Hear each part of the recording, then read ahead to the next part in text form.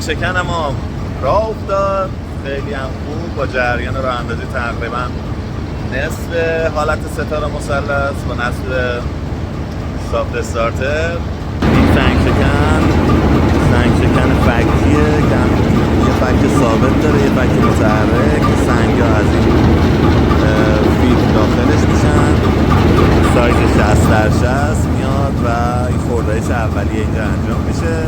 یه نوار نقال زیر این زمین وجود داره که از طریق اون سنگ هایی که دقیقا نرم هستن میره به مرحله بعدی برای تولید محصول.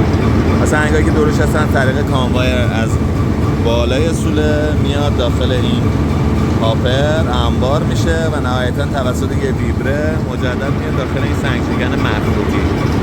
داخل این سنگ شکن دو تا مخروط هستش که اینا سنگ ها میاد داخل بین محفظه خالی بین این دو تا مخروط قرار میگیره و توسط این موتور 110 کیلووات این دو تا مخروط حرکت میکنن و خوردایش سنگ های ریزتر رو انجام میدن.